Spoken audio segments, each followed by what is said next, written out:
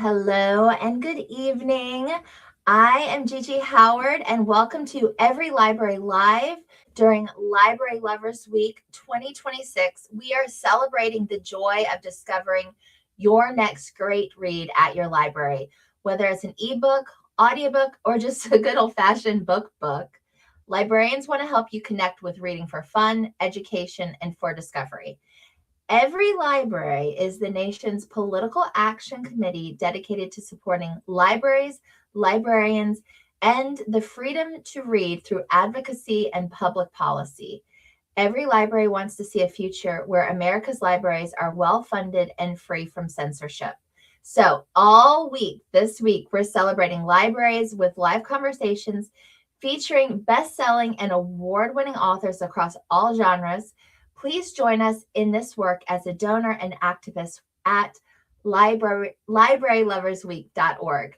All right, and I'm happy to be your host tonight. I'm from the podcast Drinks in the Library, where every week I interview a guest about their favorite book and we pair it with a drink. All right, so I said we were bringing award-winning authors, so I am so excited. First up, I'm going to introduce Donna Barba Higuera. Hi, Donna. Hello.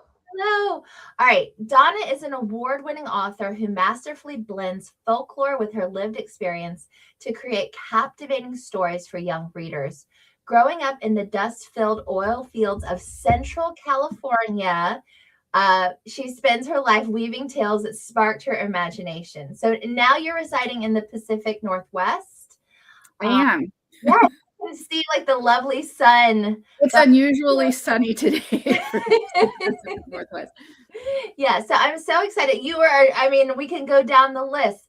The last Cuentista was awarded both the John Newbery Medal and the Pura Belpré Award, and it was also named Best Book of the Year by the Boston Globe, Minneapolis Star Tribune, the Wall Street Journal, Time Magazine, and we're going to talk about your forthcoming book, Firesnake, which delivers a triumphant finale to the story that began with La Cuentista and continued in the Pura Belpré honor-winning Alebrijes. So I'm so excited to be here with you, and we're joined by your bestie, from what I understand. Hi, hello, Daniel. Troublemaker. Yes. Hello. Yes, and Daniel, we're going to be talking about your latest book, The Teacher of Nomad Land, which just got a Newbery honor. Yeah, thank you. Yeah. So exciting. So Daniel, who was born in Iran and immigrated to Oklahoma as a refugee, captivated readers with his poignant memoir, Everything Sad is Untrue, which won the Prince Award, and the epic adventures of the many assassinations of Samir, the Seller of Dreams, which also got a Newbery honor. I'm excited to talk about all of your books tonight. I guess, Donna, let's go ahead and kick it off. Tell us about Firesnake. So really quickly, you do know this also won the National Book Award. The national. May I mention? Thank you. So, as you said, I started with the last Cuentista, and when I finished that book, I was asking myself a lot of questions. I think as writers, we always do. We kind of go, okay, well, what happened next? And for me, that question came from a lot of students and young readers too. They're like, well, what happened to Earth after this catastrophic comet strike? And so the second book in this series, Alebrijes, is 400 years after the comet strike on Earth. So it's kind of Mad Max post-apocalyptic, and it involves sci-fi elements. And then when I finished that book, kids were like, well, what happened back on this other planet? Can we know what happened with this other character? And I kind of had closed that chapter. I had in my imagination what happened, but I'm always hesitant in a series to write the same character. And so in Firesnake, I decided, okay, what if it was written from the viewpoint of a young person who was born and raised on another planet? And so this young character in Firesnake is a girl who is born and raised on Sagan, and it's not quite what people thought it was going to be. I think people were hopeful for the main characters in the last Cuentista. They've survived, but life is not easy. And then a message arrives from Earth. So all these people who have terraformed Sagan have settled in, and now there's a message that people on Earth have survived. And so there's a faction who wants to return. And so what are they going to arrive to? A lot can happen, in 400 years of space travel. So it was so fun to just go off the rails in this third book and try to combine the world of the last Cuentista and the world of Alebrijes, because they're both very different. And I kind of wrote myself into a corner. But writing that third book was probably the most challenging book that I've ever written. But when I was done, it was really rewarding. And so tying up loose ends for readers was it was such a pleasure, because I think I am so looking forward to talking to students about the third book and seeing what they have to say. Because Daniel will tell you, kids are the most brutally honest, and they will tell you whether you hit the mark or not, or if you forgot something. So yeah, all the next questions are going to be, so when do we get the graphic novel? And what's happening on Earth? I'm learning to illustrate now, so I don't. I do not know about a graphic novel, but we need that next. We need the video game. I want to know what's going on. What about the other planets? I got questions. Great. If you could make a list for me, so I've got writing prompts for the next 2 years, that would be great. That's right. That's right, man. I'm impressed that you're able to even satisfy the students who they'll ask questions for me, and I'm just like, yeah, listen, don't expect anything. It's hard. It's hard. Yeah, the reveal of. Say that again. I said it's hard writing for the ages that we do, because they're so inquisitive and they're so passionate. Like if they are invested in these characters, they're very real to them, and they want to know that they're okay. They want to know what happened with them. So you kind of have to answer those questions. Yeah, they'll stampede over you to get to the characters. So right. You better be careful. Right. Okay, so what are some of the hardest questions you've gotten, or funniest you've gotten from your young readers? Both of you. Yes. I think, well, there's a lot of funny questions. I should write them down. There are some hilarious questions. But like I said, I think a lot of times, because we write for the ages that we do as well, they're very unaffected. This is kind of before they start hitting those upper middle grade and high school years. And so they will just ask you anything. I mean, kids will they ask me things like, do I have a butler? Like there's silly questions, but yeah. They ask me what kind of car I drive a lot. They're very curious about the life of a writer, which is always fascinating. Right. I don't think that's so true. Like they have these ideas of what writers do and what our life looks like. They're very interested in animals, if we have animals, and it's not what you would think. Like those are the funny things to me, because I think they want to connect on a human level. Right. They don't see us. I know they see us as authors, but they see us more. They want to know what we do on a day-to-day basis. Yeah, they're most scandalized by the normalness of things, and also by how hard it is. Like they've assumed that we're at a professional level. Like, why would you ever revise, right? Like that's always, they're always scandalized by how long it takes me. I always end up answering something. I'll be like, my latest book took me about 6 years and all these revisions. And to me, I'm not even in the long side of things. I'm fairly in the middle. But to them, it's always the biggest gasps of scandal, as if I've admitted that I'm actually not very good. They're always like, okay, no. I do love telling them. I go, okay, teachers, cover your ears. And I'm like, okay, you guys, you really don't have to know grammar or spelling. They have people that fix that for you. And the kids are like, yay! That's right. But then you can really bum them out by how many drafts you did. Yeah. Then I'm like, what, revise? And their teachers are like, yay! Yeah, one of my favorite quotes that always gets them is, I forget, it was, a good writer can write 100 pages, a great writer can delete 100 pages. And they're always like, what? Why would you delete 100 pages? Yeah. I always have to explain it.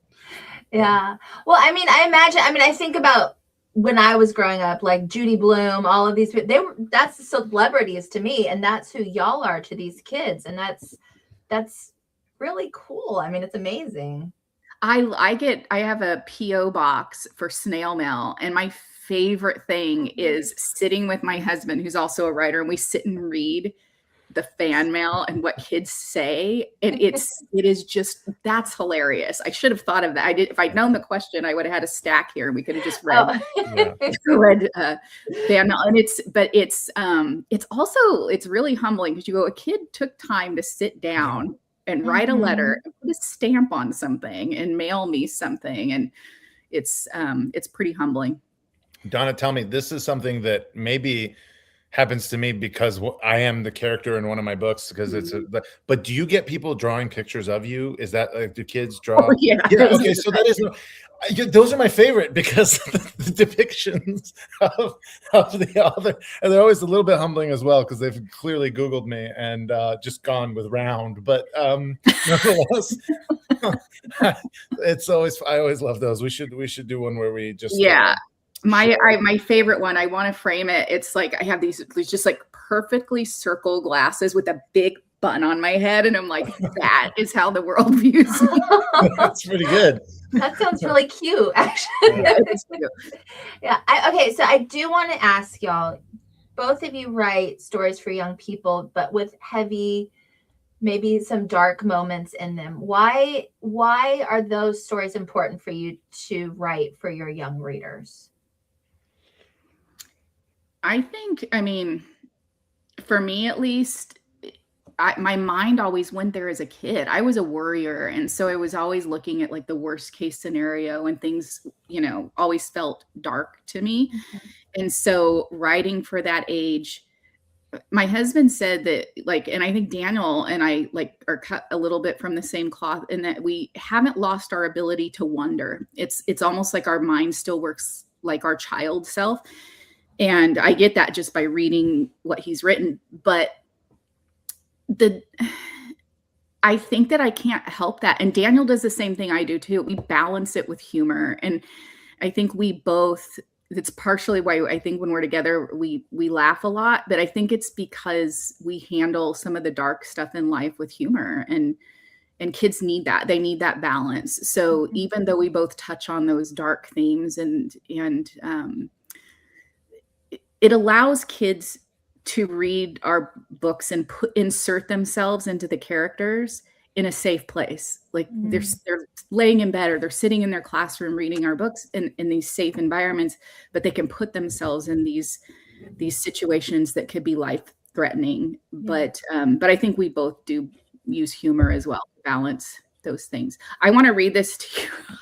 I read an article where this just because you said this is from a young writer, and this was his take on the last Cuentista. Judah, age 9. It was mature. It was deep. It was basically all I could ask for. And I just like Judah. Exactly. And I said, hey, can we put that on the blurb of the last one? That is a perfect blurb. Like, and it is good. It's a blurb from a fellow author. Like, we need blurbs from Judah to put them on the front of our books, because those are the readers, and they need those books that are deep and that are dark and are a little bit scary, and all they could ask for, because they're in a safe place reading them. Yeah. I couldn't agree more. I also think it's kind of a craft issue.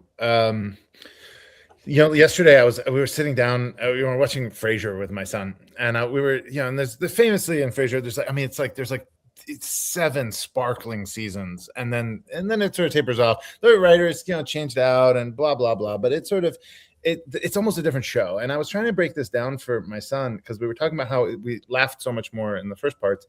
And then the note was, but did you notice actually the topics of the first parts are so much heavier? Because when you have the kind of, these comedy of errors episodes where all the characters are it's just perfectly written, everything is humming along, they're able to hit all kinds of topics. It's the entire range of human experience, and we're just joyfully experiencing it all. We're with them with the sad moments, and we're laughing the rest of the way through. And interestingly, in the later seasons, as it becomes less comedically, skilled, it also becomes more earnest and more, and they're just the interpersonal moments between the characters. It's almost as if every little slight becomes a giant episode. Whereas in the other episodes, like, gigantic betrayals are happening, and it doesn't matter. It's Shakespearean. It's hilarious. But then over here, it's an episode of, sort of petty drama. And so on that front, one of the things, like when I read The Last Cuentista, it's dealing with like the end of the world. But it's sort of mythic and funny and personal. And so as a result, I'll go there. Anyone will go there. We'll all sit there and read, the sort of the range of the emotions if they're each delivered skillfully. And so, I think it's almost a signal for the fact that the story was capable. Yeah. Well, and Daniel, I want to bring up a moment from National Book Award winner, The Teacher of Nomad Land, which I loved, where there's a brother and a sister, but Sana, who's kind of like our spunky heroine, she throws a rock at this other boy and like smacks him in the head. And as a mom, I'm just like, oh no, he's dead. And then Sana is just like, what? This isn't a big deal. And like that was funny. I was terrified, but I was laughing. Yeah, he thunks him right on the head. My favorite moments in moments like that is trying to think of the perfect onomatopoeia for what it sounds like to just go plock on somebody's head. But yeah, I think that's exactly how. I mean, I think it's just true to the moment, right? I mean, if you've ever been in those scenarios, and I guess I've been in a lot of those kinds of scenarios where something has gone off the rails or somebody's just been injured. Very often something hilarious happens, or someone is hilariously not on the same page as everybody else. Those are, and I think that's the entirety of the experience. There's, as I said, I remember some, historically tragic days in which I was, regretfully a part of them. We'd be in place, and still the entirety of the human experience was happening, right? Like people still have to eat, even though somebody's getting carted off to the hospital. People, still, have a sense of humor. I think the one dimensionality of like serious, earnest, pedagogical kind of text does sort of very little good in general to prepare us for the seriousness of things. I'm not saying you should make light of everything. I just think it's how these things roll out. You know what I mean? Don, does this make sense? Yeah. And I mean, for sure, like in The Teacher of Nomad Land, there are those moments. The book, I would say, that does that in like the biggest way possible was Everything Sad is Untrue. In that book, there's so many things that like the reader will go, oh my gosh, like this is these huge life moments, but it is so funny. Like you're laughing out loud hysterically in these moments that are also really tragic. And it's one of those like, there are movies like that too, where you don't know how to feel. Like you're on this roller coaster of emotions, and Daniel does that really well. But for sure, Everything Sad is Untrue. It was like far, but in the middle, in The Teacher of Nomad Land, we're in the middle of World War II. I mean, there are horrible things happening, and there's these moments like kids getting thunked in the head with a rock, and you end up laughing about it. It's like, so yeah, I mean, but I think that.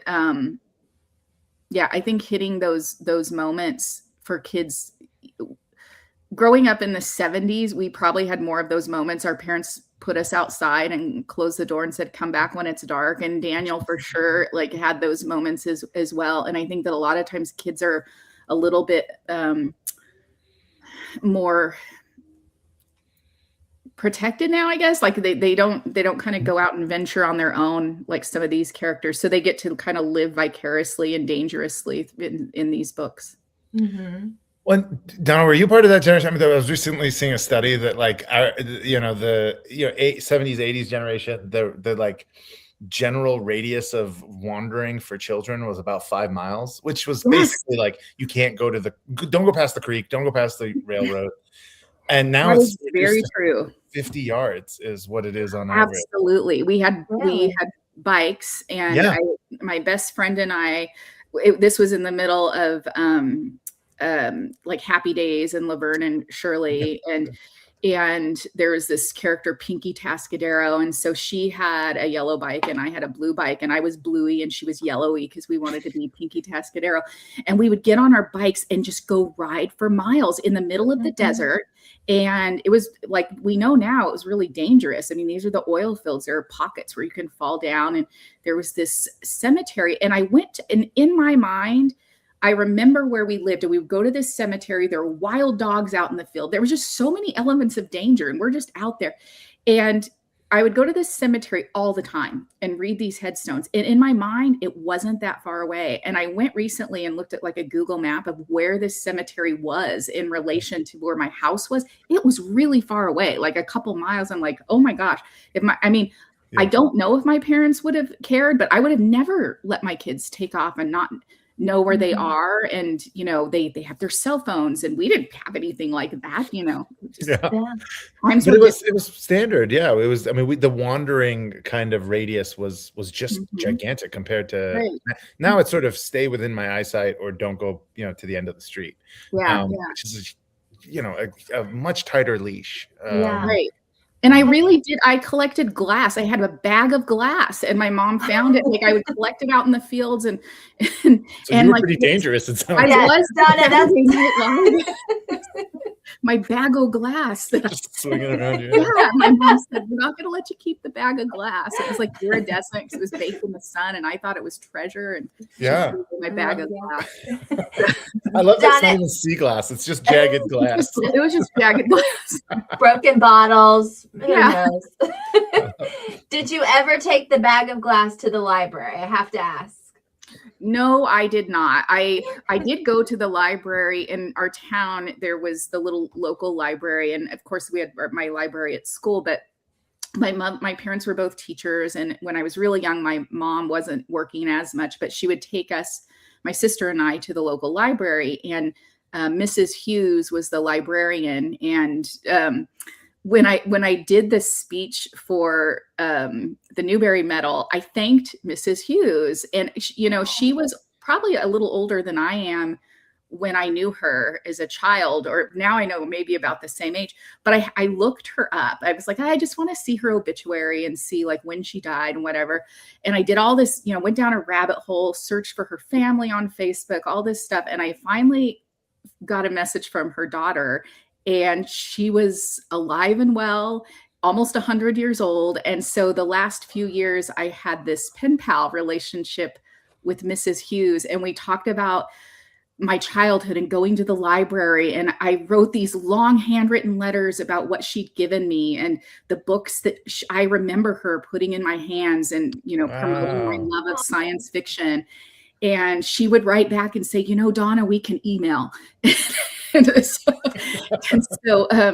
But we had this relationship, and then in spring of last year, her daughter wrote me and just said she had passed away in her sleep. And while it was a sad moment, it was also this moment where I'm so glad that I took that. You know, I was a little embarrassed at first to try and find her, but you know, at these last few years of her life, we rekindled this relationship in a very different way. We became friends. I wouldn't say we were friends. She was just someone who had really been this influence in my life and putting books in my hands. And, you know, she had dial a story, and it was always her voice that I would, you know, do the rotary phone and call, and she would tell stories. And she had a puppet, LaryLibrary, who she was like a ventriloquist. And she sent me a picture of herself reading The Last Cuentista with LaryLibrary. And I'm like, what? Like a full circle moment. So libraries have just been this thing that, you know, yes, they're pivotal to us as children, but it's something for me that just has, it did create a writer for sure. I would not be writing if it weren't for someone like Mrs. Hughes and for my local library. It just wouldn't have never happened. Yeah. Well, Donna, I mean, congratulations. You are the first person that's made me tear up on camera. So thank you for that. That was beautiful. Daniel, no pressure. Well, you've inspired me to, it's funny. I also kind of I grew up in the library. My first job was there when I was 12. They had like volunteer library pages. And so my mom would drop me off for the whole day, and I would just, and my jobs were, of course, to take this giant rolling bin that was the overnight, and it was huge. It was like it was and I would empty that. I would sort of check those in, which was my first experience with reading romance novels, by the way. So maybe don't let a 12-year-old. And where I several theories of literature I developed as a 12-year-old. But the first one was that on page 31 of a romance novel is right about the time the protagonist makes a decision she normally wouldn't make. So I call it the page 31 rule, and I always read the 31st page of every romance novel. Love it. Love it. But no, I would.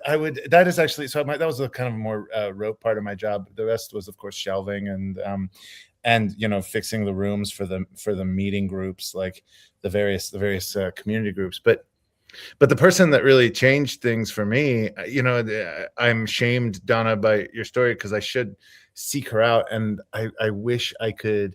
I wish her name was more crisp in my memory. I want to say it was Helen Brown, and if that's true, if she was the head librarian at the Edmond Public Library, and I worked, sort of not directly for her, but she was kind of the head for Googling Helen Brown for all these years. I know. I really should try to find her. Yes. Yes.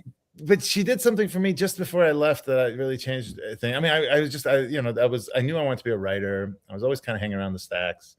And I'd sort of discovered Tolkien. I thought I was the first person to do that.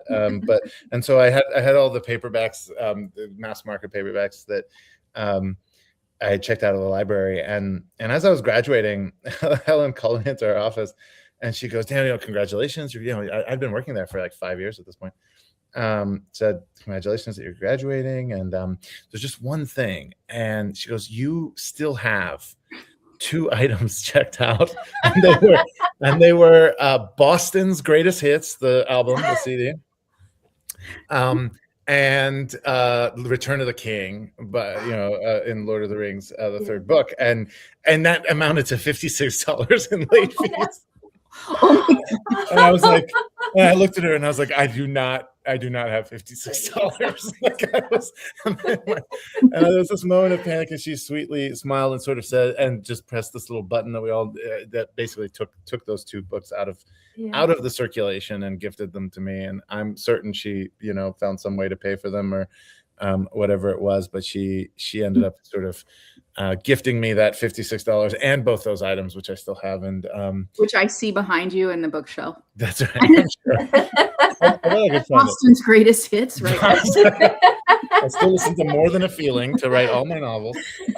No, it was, as you said, Donna, just these sorts of these librarians who kind of not only shaped us, but kind of had, for both of us, it seems like we're kind of the second home where we were interacting with it. It is amazing.